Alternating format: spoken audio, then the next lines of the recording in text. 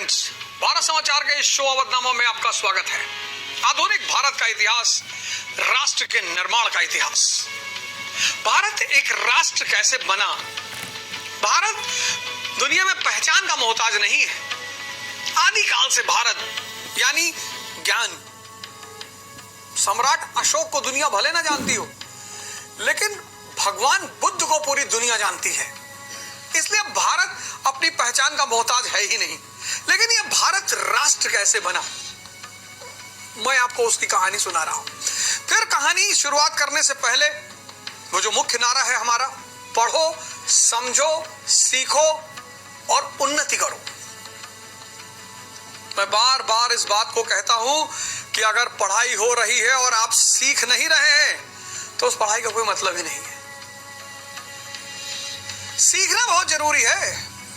अकबर ने एक बार बीरबल से पूछा कि बीरबल यार एक बात बताओ, दुनिया में सबसे होशियार कौन? उसने कहा साहब दुनिया में सबसे होशियार एक ही कौम है। बोले कौन? बोले मारवाड़ी। बोले मारवाड़ी ये कौन सी कौम है? अरे बोले साहब है एक कौम और बहुत होशियार कौम है साहब, और इनका कोई मुकाबला नहीं है। बोले ये हमारे दरबार में जो मुल्ला जी बैठे इनसे भी ज्यादा है। अरे बोले साहब बहुत ज्यादा है। बोले दिखाओ, डेमो देखना है। बोले साहब दिखाएंगे डेमो आपको। तो अकबर ने बीरबल को कहा कि ठीक है तुम समय लो, हमको दिखाओ। तो पहले मुल्ला जी को चुना गया कि मुल्ला जी को टेस्ट करते हैं कि इनके पास कितना दिमाग है। तो बीरबल ने पैगाम भेजा मौलाना साहब को कि शहंशाह सलामत अकबर आपकी दाढ़ी खरीदना चाहते हैं। अरे मौलाना साहब ने कहा यार कैसी बातें कर रहे हो, हमारी दाढ़ी लेकर शहंशाह क्या करेंगे? अरे बोले उन्हें खरीदना है यार, क्या करेंगे नहीं करेंगे इससे तुमको मतलब नहीं है। शहंशाह सलामत को आपकी दाढ़ी खरीदनी है, कितना पैसा? अरे बोले दाढ़ी की क्या कीमत है, लेकिन क्यों खरीदनी? बोले खरीदनी है, नहीं तो गर्दन जदनी, गर्दन काट दी जाएगी। कितना पैसा? अरे बोले साहब दे दो, जो पैसा 5-10 रुपया देना हो दे दो, लेकिन दाढ़ी करोगे क्या? 5 रुपया मौलाना को दे दिया, दाढ़ी खरीद ली गई। दूसरे दिन शाही बंदा फिर पहुंचा, शाही नहीं पहुंचा। ने कहा अब क्या हुआ? तो बोले अकबर शहंशाह अकबर चाहते हैं कि आपकी दाढ़ी बना दी जाए। अरे बोले सरकार ये दाढ़ी मेरी पहचान है, मैं मौलाना आदमी, ये मेरी इज्जत है सरकार। बोले अब बेच चुके हो, अब तुम्हारी कहां है? अब तो शहंशाह अकबर की है, और नहीं कटाओगे तो गर्दन जदनी, गर्दन खत्म। अरे मौलाना ने कहा जिंदगी रहेगी तो बहुत दाढ़ी बना लूंगा, काट दो दाढ़ी। दाढ़ी काट दी गई। उसके बाद एक मौलाना के बाद मारवाड़ी को चुना गया।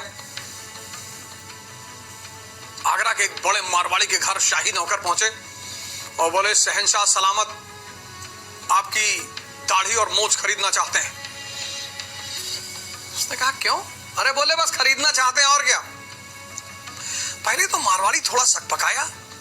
उसने कहा अच्छा। कहा चलो बेचा। बोले दरबार में बुलाया है? हाँ बोले आ रहे हैं दरबार में। मारवाड़ी पहुंचे, अकबर शहंशाह अकबर के दरबार है। बोले माई बाप बताएं। बोले आपकी दाढ़ी मूंछ खरीदना है। बोले सरकार खरीद ले सरकार। बोले कितने की? बोले 10 लाख अशरफी। अरे बोले पागल हो गए यार, 10 लाख सोने के सिक्के में तुम्हारी दाढ़ी मूंछ? अरे बोले सरकार इसी दाढ़ी मूंछ ने दुनिया में इतना बड़ा बड़ा कांड कराया। शादी कर लो नहीं तो मूंछ नीचे हो जाएगी, माँ बाप की सेवा करो नहीं तो मूंछ नीचे हो जाएगी, बच्चों की शादी ब्याह करो नहीं तो मूंछ नीची हो जाएगी। हर चीज पे तो ये दांव पे लगती रही सरकार। बादशाह सलामत ने कहा अच्छा भाई दे दो उसको 10 लाख सोने के सिक्के। दे दिया।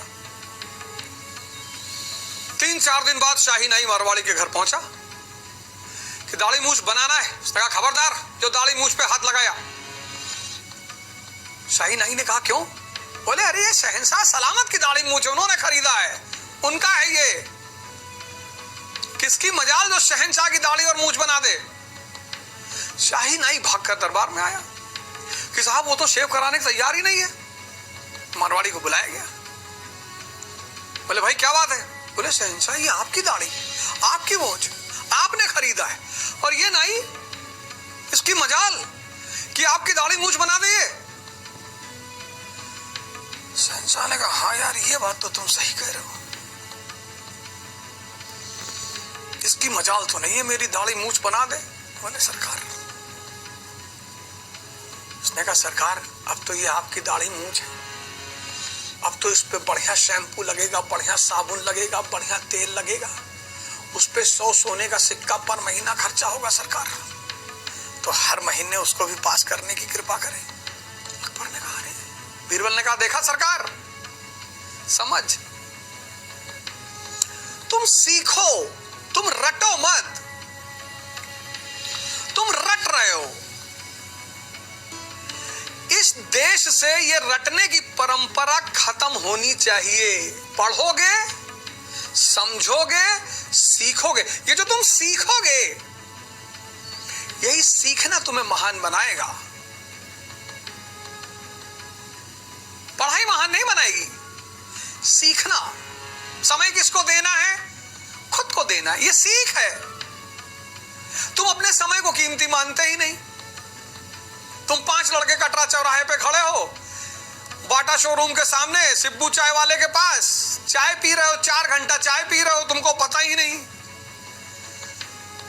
तुम शर्मा चाय वाले के यहाँ हजरतगंज में खड़े हो, तुम 7 घंटा खड़े हो, तुमको पता ही नहीं कि तुम्हारा समय, तुम समय को कीमती मानते ही नहीं।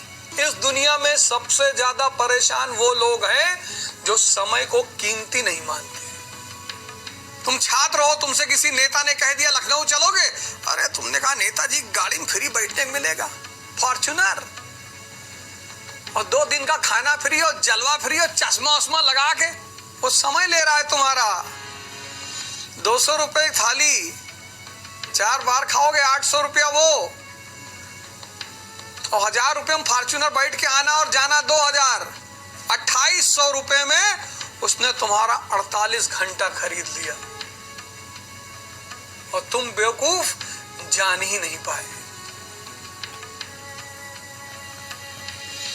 अपना समय खुद को दो। नहीं पढ़ने का मन कर रहा है, जिम में रहो, शरीर बनेगी। नहीं पढ़ने का मन कर रहा है, मंदिर, मस्जिद, गुरुद्वारे में बैठो, दिमाग मजबूत होगा। नहीं पढ़ने का मन कर रहा है, जीवनी पढ़ो। नहीं पढ़ने का मन कर रहा है, इलाहाबाद से लखनऊ पैदल चले आओ। अपना समय किसी को मत दो। सीखना इस जीवन में सबसे महत्वपूर्ण चीज है, सीखना। साहब हमारी गर्लफ्रेंड हमसे बात नहीं कर रही, जिसको अपनी गर्लफ्रेंड, अपनी पत्नी को बचाना है, उसको आराध्य भगवान शंकर को मानना है, ये सूत्र है। गुटखा खा रहे हो, 22 साल की उम्र में कमर में पीछे पेन हो रहा है तुम्हारे, 3 बार सूर्य नमस्कार नहीं कर पा रहे हो। भगवान सबके साथ थोड़ी रहता है, स्त्री यानी भगवान। जो चाहता है कि उसकी पत्नी उससे खुश रहे, उसकी गर्लफ्रेंड उससे खुश रहे, उसको भगवान शिव को अपना आराध्य बनाना पड़ेगा। शक्ति, जहर पीने की शक्ति, सोने का महल बनवाने की शक्ति, तांडव करने की शक्ति, अपने प्रति, पत्नी के प्रति कमिटमेंट और प्रेम की शक्ति, ये सीखने की बातें हैं। जीवन में सबसे महत्वपूर्ण काम है सीखना। कांग्रेस 1885 में पैदा हुई। कांग्रेस की मांग को सरकार ने सुना। 1892 का अधिनियम आया, लेकिन कांग्रेस संतुष्ट नहीं हुई, और इन्हीं सब उथल पुथल में लॉर्ड नैथानियल कर्जन भारत आया। इसने स्टेटमेंट दिया, India is a country of soccers and jugglers. Bharat मदारियों का देश है। लेकिन जब ये जाने लगा, इसने एक बात और कही, इंडिया शब्द इसने नहीं इस्तेमाल किया, इसने कहा east is a university where a scholar never gets a degree. Buddha, Mahavir, Dadu, Raidas, Kabir, इनके पास कोई डिग्री थी? अथाह ज्ञान, अथाह और असीमित, वो कहीं जाकर खत्म नहीं होता। इसके 2 स्टेटमेंट बड़े फेमस है। पहला statement, India is a country of soccers and jugglers, मदारियों का देश है। और दूसरा statement, east is a university where a scholar never gets a degree. और ये आदमी जब भारत आया, कमाल का आदमी, ऐसे ऐसे कांड किए इसने, ऐसे ऐसे कांड किए कि राष्ट्रवादी तो सन्नाटे में आ गए कि अरे भैया, क्या खेलने का तरीका है इस आदमी का, क्या सद्बुद्धि, क्या दिमाग, क्या सोच। पहला काम इसने किया म्युनिसिपल कॉर्पोरेशन एक्ट 1899। रिपन ने भारतीयों को तोहफा दिया था लोकल सेल्फ गवर्नमेंट, कि लोकल सेल्फ गवर्नमेंट में भारतीय रहेंगे और भारतीयों को ऑटोनॉमी रहेगी। और 1892 के अधिनियम ने इनडायरेक्ट इलेक्शन कि लोकल बॉडीज वोट देंगी। अब सरकार का मानना यह था कि लोकल बॉडीज को वित्तीय सहायता सरकार देती है, फाइनेंशियल सपोर्ट, तो लोकल बॉडीज सरकार के समर्थन में रहेंगी। लेकिन लोकल बॉडीज में है कौन? भारतीय। उनका दिल में क्या धड़क रहा है? भारत। तो उन्होंने वोट दिया राष्ट्रवादियों को।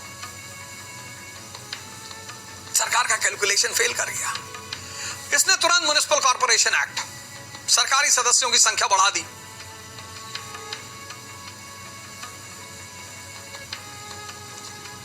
सरकारी सदस्यों की संख्या बढ़ा दी।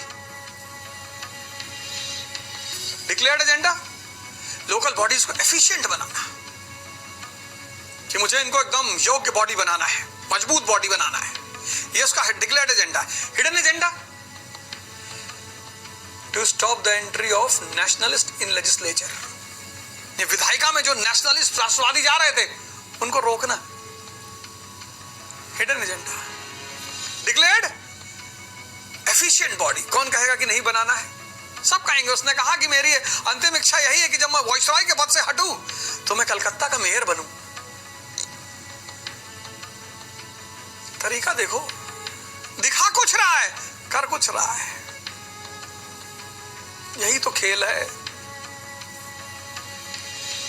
सभी राजनेता अपने जीवन की शुरुआत समाजवाद से करते हैं और पहुंचते कहां हैं? पूंजीवाद पे।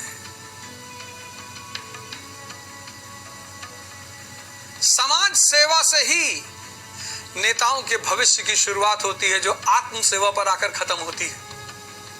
सब सारा पूंजीवाद का सिद्धांत यही है, तुम्हारी भलाई। I am a Complan boy. वो कॉम्प्लान बॉय वॉशरूम में छिपकली देखता है, बेहोश हो जाता है।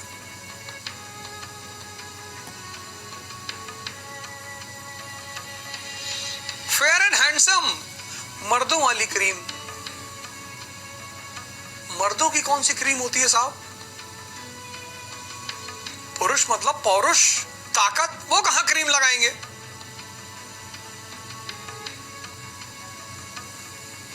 पूंजीवाद कहता तुम्हारे लिए, कर्जन कहता तुम्हारे लिए। ये दो पैरामीटर पे काम करता है। कर्जन को एक लाइन में याद रखिएगा, बस सिर्फ एक लाइन, कहीं पे निगाहें, कहीं पे निशाना। तो म्युनिसिपल कॉर्पोरेशन का जो संशोधन कर रहा है, क्या कह रहा है? एफिशिएंसी क्रिएट करना है। करना क्या चाहता है? राष्ट्रवादियों के प्रवेश पर रोक लगाना चाहता है। दूसरा काम, यूनिवर्सिटी एक्ट 1904, विश्वविद्यालय अधिनियम। विश्वविद्यालय के जो सीनेट है, मैनेजिंग बॉडी, उसमें सरकारी सदस्यों की संख्या बढ़ा दी। Inspection, strict affiliation rules. अब इससे लखनऊ यूनिवर्सिटी है, अब लखनऊ यूनिवर्सिटी से भगत सिंह कॉलेज एफिलिएटेड है। अब भगत सिंह कॉलेज का अगर लड़का एंटी गवर्नमेंट एक्टिविटी में पाया गया, सरकार विरोधी किसी कार्यक्रम में पाया गया, तो भगत सिंह कॉलेज की एफिलिएशन रद्द कर दी जाएगी। यानी अब युवाओं को नियंत्रण करने की जिम्मेदारी किसकी? कॉलेज मैनेजमेंट की। और यहीं से शुरू हुआ कैरेक्टर सर्टिफिकेट का खेल। आज तक टीचर डराते हैं। यूनिवर्सिटी अधिनियम, पहला नियम, सीनेट में सरकारी सदस्यों की संख्या में वृद्धि। दूसरा, पीरियोडिकल इंस्पेक्शंस, तीसरा एफिलिएशन, स्ट्रिक्ट एफिलिएशन। चौथा वीटो। अब अवध ओछा सरकार के सरकार विरोधी गतिविधियों में पाए गए। अब सीनेट बैठेगी और सीनेट में सरकारी सदस्य ज्यादा हैं। शिक्षक हमेशा अपने बच्चे को बचाने का प्रयास करेगा, लेकिन सीनेट के पास वीटो है। शिक्षक बचाएगा, सीनेट बर्खास्त कर देगी। लोगों ने पूछा क्यों? कहा I want to improve higher education. मैं उच्च शिक्षा को और अच्छा बनाना चाहता हूं। कौन माँ बाप इस दुनिया में कहेगा कि मत बनाओ? Declared agenda. हिडन एजेंडा, युवाओं को राष्ट्रवादी आंदोलन से काटना। क्या खेल है, क्या कैलकुलेशन है, क्या दिमाग है कर्जन का, सोचा कभी आपने? डिक्लेयर्ड एजेंडा, घोषित उद्देश्य उच्च शिक्षा का स्तर को सुधारना। छिपा हुआ उद्देश्य युवाओं को राष्ट्रवादी आंदोलन से बाहर करना। और युवाओं के बिना राजनीति हो ही नहीं सकती। अब कौन मां बाप कर्जन से कहेगा कि भैया उच्च शिक्षा को अच्छा ना करो? 1899 उग्रपंथी दौर की शुरुआत, एक्सट्रीमिज्म, राष्ट्रवादी धारा मजबूत हो रही है, और कर्जन क्या खेल खेल रहा है, क्या गेम कर रहा है? कृषि सुधार, Punjab land alienation act, land resolution 1900, कर वसूली में कोई जबरदस्ती नहीं। किसी किसान की जमीन को किसी गैर किसान को नहीं दिया जाएगा। गैर किसान मतलब महाजन। भाई किसान पैसा तो जो ब्याज पे पैसा लेते थे वापस नहीं कर पाते थे, महाजन उनकी जमीन ले लेता था। पंजाब लैंड एलिनेशन एक्ट, किसी भी किसान की जमीन को कोई गैर किसान नहीं ले सकता। किसान से कर वसूली में कोई जोर जबरदस्ती नहीं, कोई ताकत का प्रयोग नहीं। कॉर्पोरेटिव बैंक्स, किसान को सस्ते ब्याज पे पैसा उपलब्ध कराना। मॉनक्रीफ कमीशन, सिंचाई व्यवस्था इंप्रूव करना। पूषा इंस्टीट्यूट, कृषि में R&D, किसानों के लिए काम। किसानों का मसीहा कर्जन काहे भैया? क्यों?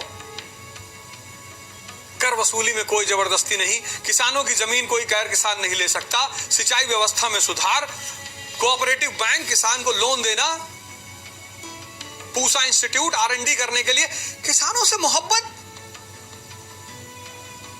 आंख बंद कर लो, किसानों से मोहब्बत कर्जन को। 1901, 1902, 1903, 1904 उग्रपंथी धारा उभर रही है, राष्ट्रवाद की उग्रपंथी धारा उभर रही है। लाल बाल पाल। भारत क्या है? कृषि प्रधान देश। सबसे ज्यादा जनसंख्या किसमें इन्वॉल्व है? कृषि में। अब आप सरकार के खिलाफ प्रदर्शन कर रहे हैं, 5 लोगों को लेकर डीएम बंगले के सामने खड़े हैं और कह रहे हैं सरकार हाय हाय।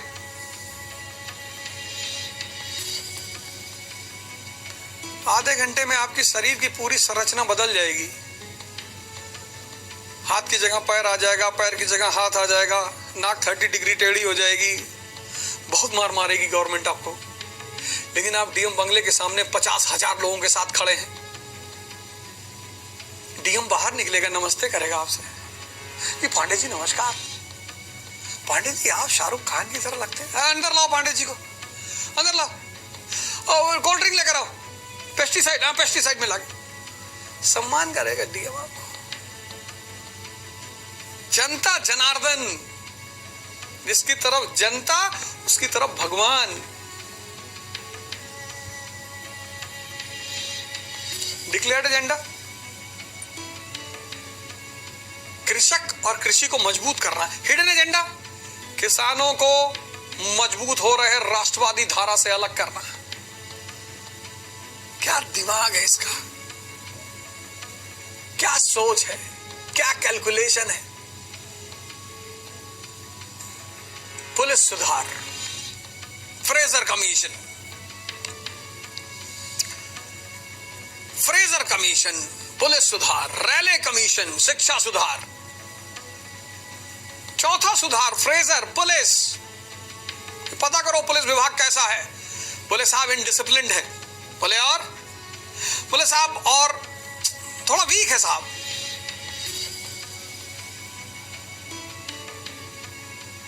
दो काम किया इसने। पुलिस ट्रेनिंग इंस्टीट्यूट्स एस्टैब्लिश किए प्रांतों में, प्रोविंसेस में, और सीआईडी का गठन किया। Declared agenda law and order को मजबूत करना। हिडन एजेंडा उभरते राष्ट्रवाद की धारा पर नियंत्रण। कौन जनता कहेगी कि हमको लॉ एंड ऑर्डर नहीं चाहिए? कौन सी जनता कहेगी कि हमको लॉ एंड ऑर्डर नहीं चाहिए? देखिए कैसे काम कर रहा है। ये काम ऐसे कर रहा है जिससे राज्य का भला हो, लेकिन दिखा ऐसे रहा है कि मैं जनता के लिए कर रहा हूं।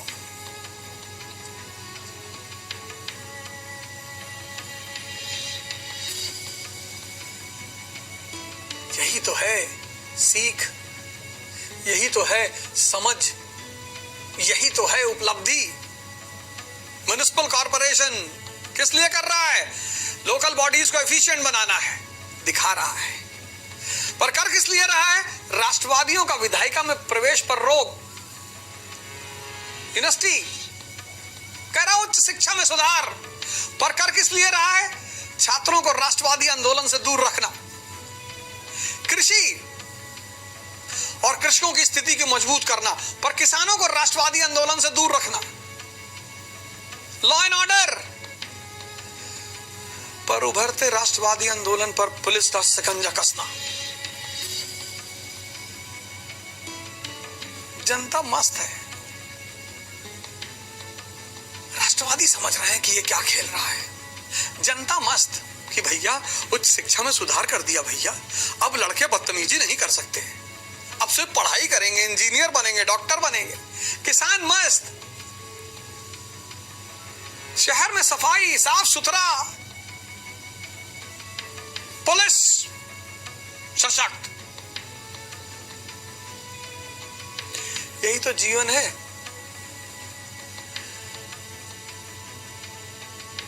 कुछ लोग आप घरों में देखो करते कुछ नहीं है, लेकिन उनका नाम बहुत ज्यादा रहता है। कुछ लोग शादी में बहुत कूदते फांदते, ये ले आओ रसगुल्ला, वहां नहीं, आइसक्रीम नहीं है, फलाना नहीं है। और जो आदमी सही में काम कर रहा है वो पर्दे में कहीं है ही नहीं। आप शादियों में देखो, आप बहुत दौड़ रहे हो इधर उधर, हुसैनगंज, चारबाग, अमीनाबाद, एक गाड़ी लेके, ये साइकिल लेके, ये रिक्शा लेके भागे हो। और एक आदमी क्या करता है, जहां पे घर के मुखिया खड़े वहां पहुंच जा रहा, रसगुल्ला आया। अब मुखिया को दिखाई पड़ रहा है कि भैया बहुत एक्टिव है यार। अब सारा काम किया गुड्डू ने, गुड्डू का कहीं नाम है नहीं है। और बबलू ने कुछ नहीं किया। बबलू सिर्फ जहां मालिक खड़ा होता था वहां जाग खड़े हो जाते थे। कह रहे फूल रखवा यार, फूल नहीं रखवाए तुम लोग यार, इतनी देर से कह रहे फूल वहां रखवा दो, वो बड़ा चढ़ने वाली है। कुछ लोग को पता होता है कि कहां बोलना है, क्रेडिट खींचना कैसे है किसी काम का। कुछ लोग काम कुछ नहीं करते पर क्रेडिट सारा ले लेते हैं।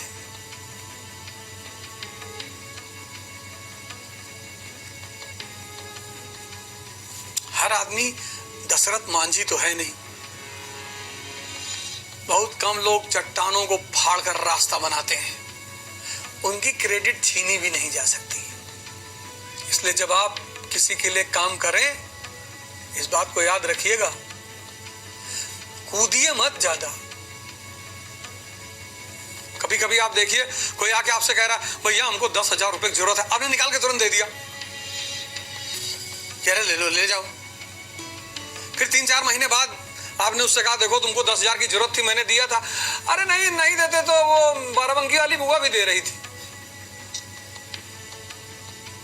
तुम बोला ऐसे मत कूदा करो हर काम में।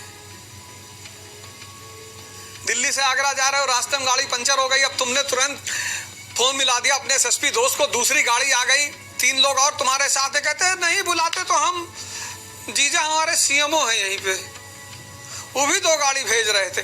कूदा मत करो, खड़े रहो पहले, चुपचाप खड़े रहो। कुछ लोग बहुत परेशान होते हैं, खड़े रहो, साइकिल रहा, गाड़ी पंचर हो गई, खड़े रहो। जब वो 3 गिड़गिड़ाएं कि भैया रात हो रही, लुट जाएंगे, कोई किडनी निकाल ले जाएगा भैया, तब मंगाओ दूसरी गाड़ी। बहुत समझदार आदमी, बहुत समझदार, खेलना जानता है ये आदमी। कर्जन को पढ़िए। लेकिन कभी कभी बहुत समझदार आदमी फंस भी जाता है। ज्यादा समझदारी भी तो खतरनाक है। सरकार की स्थिति इसने मजबूत कर दी, भयंकर तरीके से मजबूत कर दी, बिना जनता में रोष फैलाए। यह काम लिप्टन नहीं कर पाया, इसने किया। अगला काम जो इसने किया, बंगाल विभाजन 1905। बंगाल, बिहार, उड़ीसा, असम, ये सब एक स्टेट था, बहुत बड़ा स्टेट, विभिन्न ज्योग्राफिकल कंडीशन वाला। उसको चलाने में बड़ी दिक्कत आ रही थी, तो बोले इसको बांटना है, प्रशासनिक सुविधा के लिए इसे डिवाइड करना पड़ेगा। लोगों ने कहा करो, प्रशासनिक सुविधा के लिए करना है तो करो। इसने इतने स्टाइल से किया।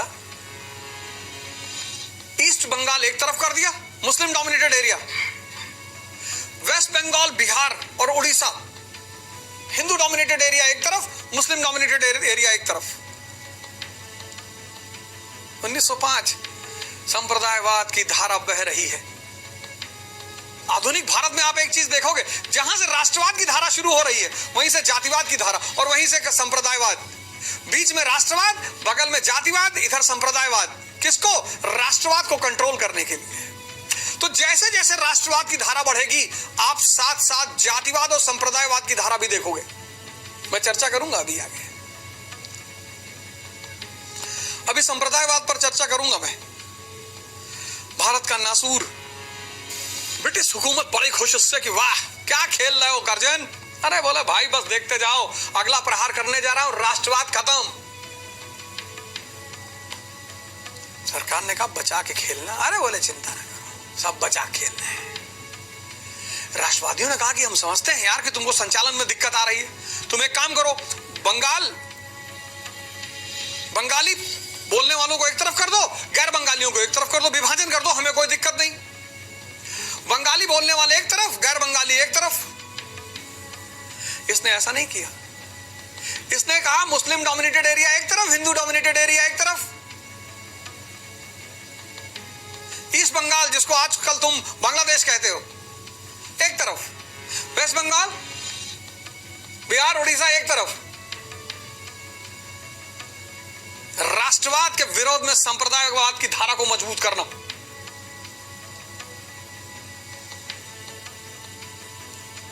और बंगाल पार्टीशन का इसने फैसला लिया। सरकार ने कहा बच के। अरे बोला कुछ नहीं, ये समझ ही नहीं पाएंगे क्या हो रहा है। ढाका पहुंचा। ढाका में इसने स्पीच दिया कि ये मेरे मुसलमान भाई, ईसाई मुसलमानों को अपना भाई मानते हैं। सद्दाम हुसैन इनका भाई था, अमेरिका का। मुअम्मर अल गद्दाफी अमेरिका का भाई था। किसी को शोषण करना हो उसको भाई बना लो। और राजनेताओं को इससे बड़ा फार्मूला कौन जानता है? आप किसी डीएम के साथ रहो, वो कभी नहीं कहेगा मेरे छोटे भाई हैं, कहेगा मुझसे मिलने आए थे, हमारे शहर के हैं, गुप्ता जी हैं, उनके बेटे हैं। लेकिन नेता के साथ जब तुम घूमते हो तो क्या कहता है? हमारे छोटे भाई हैं। शोषण करने का सबसे सही रास्ता है रिश्ता बनाना। इसलिए जो तुमसे बहुत जल्दी रिश्ता बनाने के प्रयास में है, समझ लो शोषण करने के प्रयास में है। नियम है ये। जब भी शोषण होगा प्रेम पे ही होगा। तुम्हारा दुश्मन तुम्हारे लिए खतरा जरूर है, पर तुम्हारा शोषण नहीं कर सकता। पढ़ते वक्त तुम्हारे कमरे में नहीं आके बैठेगा, या तुम पढ़ रहे हो और तुम्हारे कंधे पे आके हाथ रख के नहीं पूछेगा पढ़ रहे हो क्या। ये वही करेगा जो तुम्हारा दोस्त है। इसलिए दुनिया में सबसे पहले जिससे बचना है वो दोस्त है। सब छोटे छोटे सूत्र हैं, बहुत छोटे, पर जल्दी किसी को समझ में नहीं आते। ढाका में जाके इसने भाषण दिया कि अपने मुसलमान भाइयों को एक्चुअली बंगाल की जो सामाजिक संरचना थी वो ऐसी थी कि ज्यादातर किसान मुसलमान और जमींदार हिंदू, और जमींदार और किसान कभी दोस्त हो ही नहीं सकते। इसने उसका फायदा उठाया। इसने कहा अपने मुसलमान भाइयों को हिंदू जमींदारों से बचाने के लिए विभाजन किया गया है।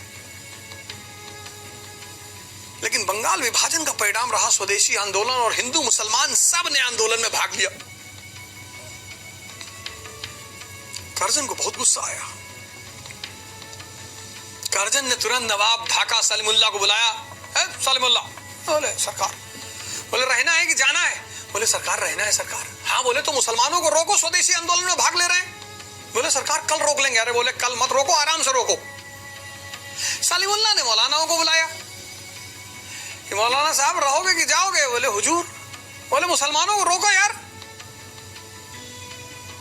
फ्राइडे प्रेयर में मौलानाओं ने मुसलमानों से कहा कि स्वदेशी आंदोलन इस्लाम के विरोध में है। मुसलमानों ने कहा कैसे? बोले वंदे मातरम, हम अल्लाह के सिवा किसी को मानते हैं?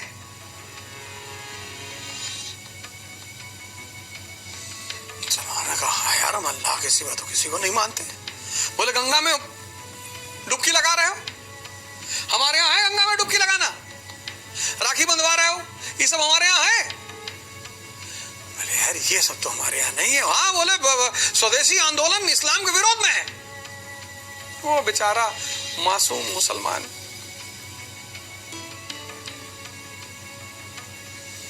मासूम हमारे बड़े मुसलमान दोस्त हमसे कभी कभी बहुत खुशी में रहते हैं, कभी कभी बहुत नाराज भी रहते हैं।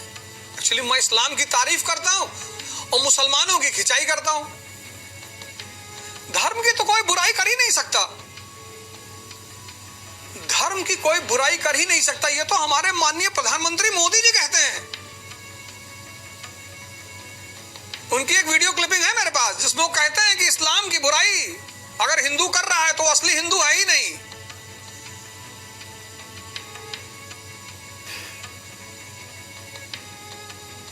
मजहब नहीं सिखाता आपस में बैर करना। मैं इसीलिए कहता हूं मासूम मुसलमान अपने पास्ट, अपने गौरव, अपने दर्शन को थोड़ा सा नहीं समझ पा रहे हैं।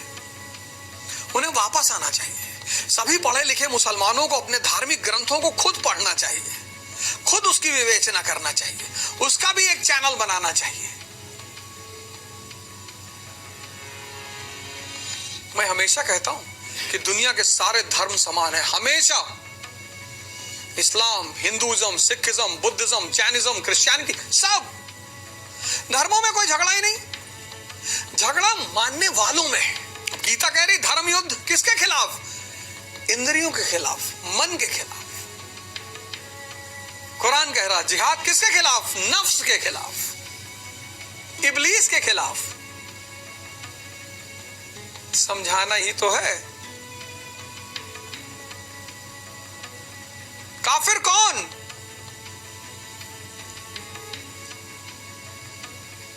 जो आफाक में गुम है, जो आफाक में गुम है वो काफिर है। अब नमाज पढ़ने गए हो और यहां ऐश्वर्या राय की फोटो चल रही है तो आफाक में ही तो गुम हो। अब नमाज पढ़ रहे हो, मन में है कि यार BMW लेके एक आदमी आया है नमाज पढ़ने। अब नमाज पढ़ने गए हो, बगल में रिजवान राडो की घड़ी लगाए, उसी पे ध्यान टिका हुआ है। ये है काफिर जो आफाक में गुम है। क्योंकि जो दुनिया में गुम होगा वो खुदा से कभी जुड़ेगा ही नहीं। सवाल ही नहीं, कोई सवाल ही नहीं, प्रश्न ही नहीं उठता। दिमाग में एक ही चीज रहेगी, या तो दुनिया रहेगी या खुदा रहेगा। प्रेम गली अति साकरी, जामे दो न समाए। मैं नहीं कह रहा हूं, कबीरदास जी कह रहे हैं। प्रेम गली अति साकरी, जामे दो न समाए। जो आफाक में गुम है वो काफिर है। तो जब मैं इस्लाम की तारीफ करता हूं तो मुसलमान भाई बड़े खुश हो जाते हैं। जब मैं मुसलमानों की खिंचाई करता हूं तो मुझसे बड़े नाराज हो गए, आरएसएस का आदमी है ये। और वो बेचारे मासूम मुसलमान वो आंदोलन से बाहर निकल आए। आंदोलन से बाहर निकल आए तो नया बवाल शुरू हो गया। हिंदू मुस्लिम राइट, संप्रदायवाद। कहां चल रहा था स्वदेशी आंदोलन, कहां शुरू हो गया संप्रदायवाद। और उसी बीच करजन को वापस बुला लिया गया। अंतिम दांव करजन का गलत पड़ गया। बंगाल विभाजन किस लिए किया गया? राष्ट्रवादी धारा को कमजोर करने के लिए। लेकिन कमजोर करने के बजाय इसने राष्ट्रवादी धारा को मजबूत कर दिया। और जब दुश्मन ताकतवर हो जाए तो उस पर हाथ नहीं डाला जाता।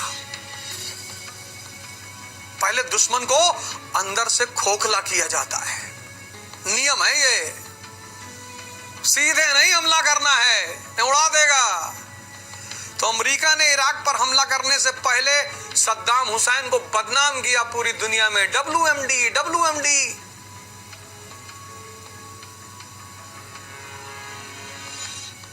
लोगों ने कहा WMD, वुमेन मेन एंड दुनिया। अरे बोले नहीं वे वेपन्स ऑफ मास डिस्ट्रक्शन। अच्छा बोले वेपन्स ऑफ मास डिस्ट्रक्शन रखा हुआ है? हाँ बोले बहुत रखा है, ये पूरी दुनिया खत्म कर देगा। दुनिया वालों ने कहा मारो भाई साहब इसको, इतना बदतमीज मारो। आज तक खोज रहे हैं WMD, किसी पर सीधा हमला नहीं किया जाता। बंगाल विभाजन किया गया राष्ट्रवाद की धारा को कमजोर करने के लिए। राष्ट्रवाद की धारा कमजोर होने के बजाय मजबूत हो गई। और अब ब्रिटिश सरकार को उस पुरातन सूत्र का सहारा लेना पड़ा। कौन सा सूत्र? Divide and rule. और इस फार्मूला के अंदर सरकार ने दो निशाने साधे। एक भारतीय समाज, हिंदू मुस्लिम को बांट दिया और 1906 में पैदा हुई मुस्लिम लीग। और दूसरा टारगेट बनाया कांग्रेस को। 1907 सूरत विभाजन, भारत का समाज को तोड़ दिया। मुस्लिम लीग का गठन 1906 और कांग्रेस को तोड़ दिया 1907 सूरत विभाजन। तो 1905 स्वदेशी आंदोलन, राष्ट्रवाद की धारा मजबूत। और इस राष्ट्रवाद की मजबूत धारा को कमजोर करने के लिए सरकार ने दो हमले किए, एक समाज पर, एक कांग्रेस पर। तो मुस्लिम लीग का जन्म और कांग्रेस का विभाजन। समझिए इस बात को। आप जब भी मजबूत होंगे, आपका विरोधी पहले आपको घर में तोड़ने की कोशिश करेगा। आज भारत की दशा देखिए। आज भारत को आगे बढ़ना है। आज भारत को पहले अंदर से मजबूत होना है, तब भारत बाहर से मजबूत होगा। हिंदू, मुसलमान, ब्राह्मण, दलित सब लड़े यार इस आजादी की लड़ाई के लिए। कौन नहीं लड़ा?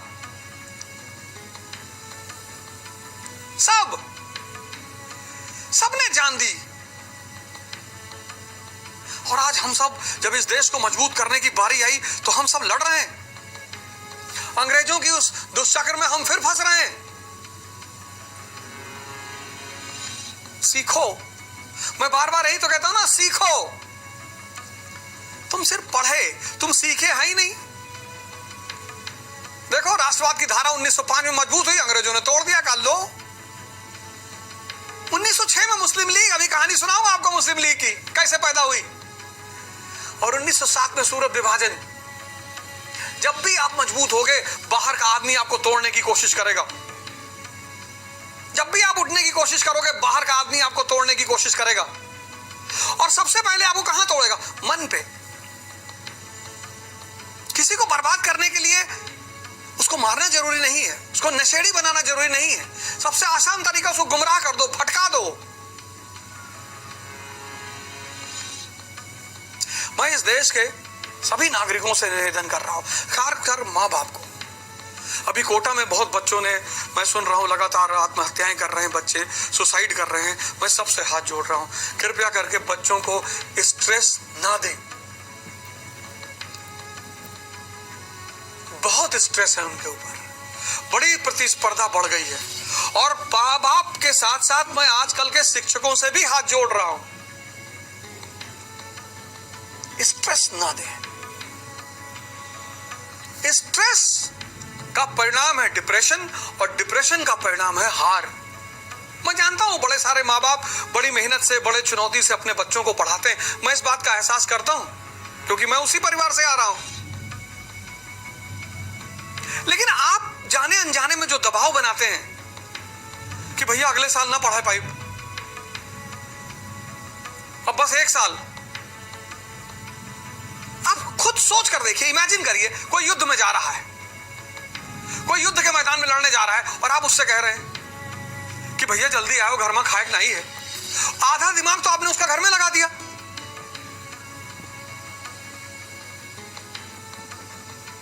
जब व्यक्ति युद्ध में जा रहा हो तो उसे उत्साह की जरूरत होती है, प्रेम की जरूरत होती, सपोर्ट की जरूरत होती।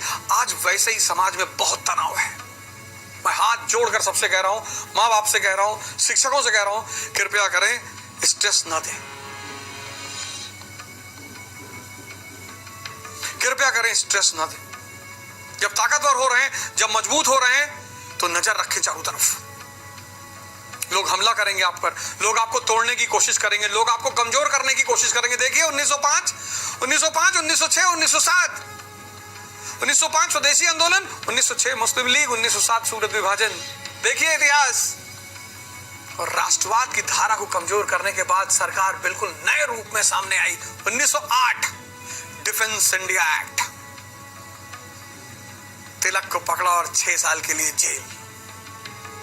आज के एपिसोड में बस इतना ही। अगले एपिसोड में आपसे फिर मुलाकात होगी। जय हिंद।